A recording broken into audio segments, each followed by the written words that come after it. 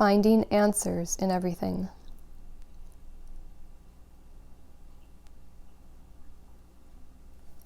There was a time in my life when I was extremely narrow-minded, to the point that if something didn't line up with my religious and spiritual beliefs, I would toss it out without question.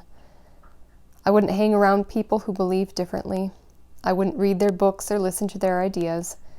I didn't think people with other worldviews had anything to offer me because I thought I knew the absolute truth. I was very stubborn and scared. I was afraid that I might become infected with some kind of lie or evil or darkness if I opened up my mind to diverse ideas. It has only been in the last 10 to 11 years or so that I have slowly allowed my glass, soundproof walls to be broken in order for me to heal and soften. Actually, it wasn't really a pre-planned choice.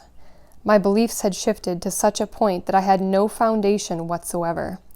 It was a scary time for me, full of anxiety and questions and emotions, something I knew I couldn't recover from. I would have to rebuild myself from the ground up because everything had been stripped down to dry, hard ground. None of the people or teachings or ideas that I used to find comfort in soothed me anymore. Those things just didn't make sense to me like they once did.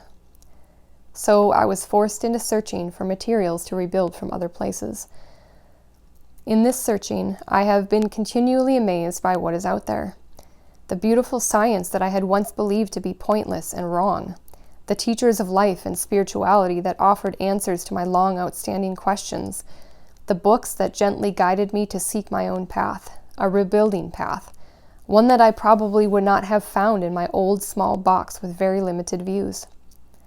I have the deep feeling that we are all one, all humans, all creatures, all of nature, and all of the universe, that we all came from the same source and we will all return to the same source. But if we are all one, then I can learn from everyone, everything, because we are all essentially all part of the same whole. There is nothing to fear. I will not be swallowed in darkness if my intention is to understand truth and love. We are like cells in a human body, millions and billions of us, each filling a certain role.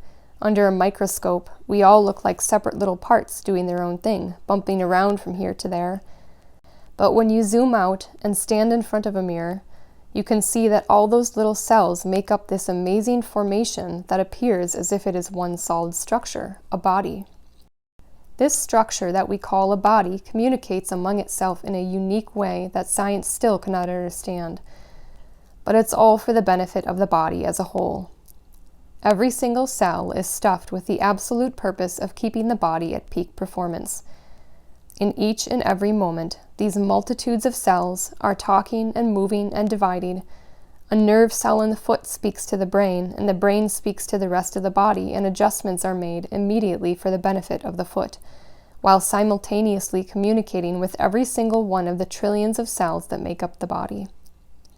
Of our trillions of cells, I'm not aware of one single one of them or one single organ that refuses to learn from the other parts because the other parts do not have the same perspective as they do. The brain does not reject what the foot has to say because the foot isn't like the brain. Most of the time, the foot knows there's a freaking Lego on the floor before the brain ever does. What would happen if the brain continued to ignore and shut down signals to and from the foot? By the end of the week, anyone with a little boy who owns 5 million Lego pieces, speaking from experience, would have a mangled piece of flesh that kind of resembles a foot on the end of their leg. Many times, this is what we do in our life as humans. We have very solid opinions about certain things, and may even call them absolute truths, because those things make sense to us.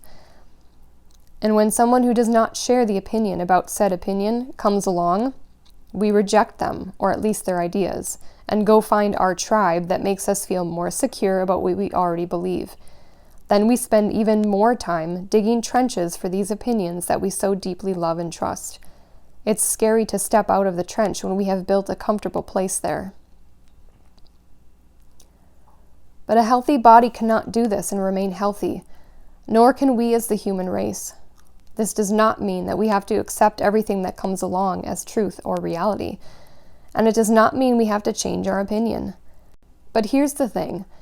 Changing our opinion means we're learning, we're growing, we're maturing. Think about something as simple as your favorite color or food, or believing in Santa or the Tooth Fairy. Do you believe the same thing as when you were 5 or 10? More than likely not. Why? Why do our opinions change? Opinions change when we are presented with new information that makes more sense than the previous information we had. And there is nothing wrong with that. It's a good thing.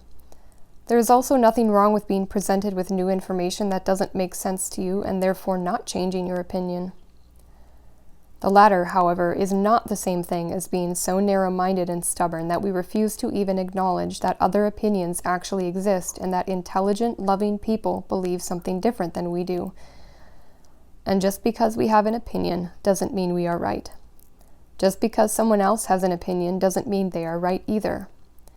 Being right is highly subjective to the perspective we have of life.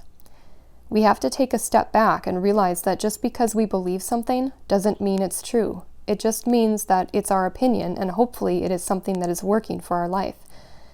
Sometimes we hold opinions just because they are habits or because we are afraid of the unknown, so we continue to stay in our box even if it's not working for us, or because we have created an identity around a certain idea that we have. At this point in my life, I have changed my opinions about love and food and happiness and life in general more times than I can even count, with the majority of the changes occurring in the last 10 years. It's been a wild ride. One thing that I have learned is that the less I hold on to having to be right for any reason than just for myself, the more I learn, the more I grow. The less judgmental I am and the more healing I find.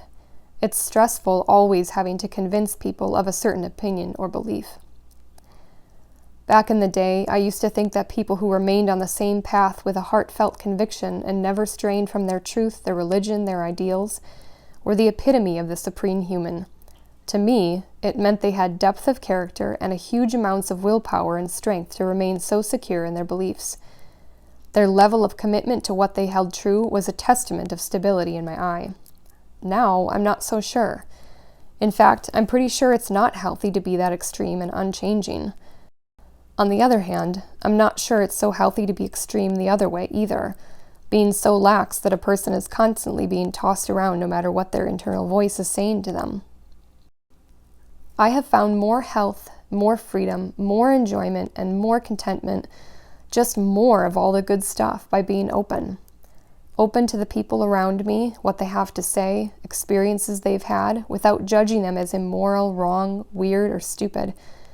The reality is, they just have a different perspective on life than I do.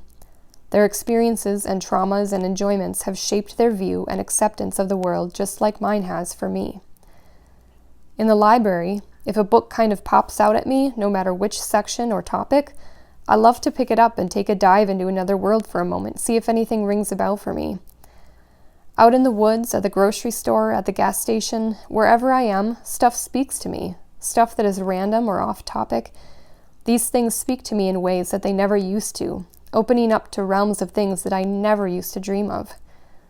Now that I'm not afraid to explore and learn outside my comfort zone, my being has expanded into places of security and healing that I never knew existed. I love the newness of a brand new idea that I've never heard before. I love stumbling upon a piece of science or a book that completes a small piece of a mental puzzle that I've been trying to put together.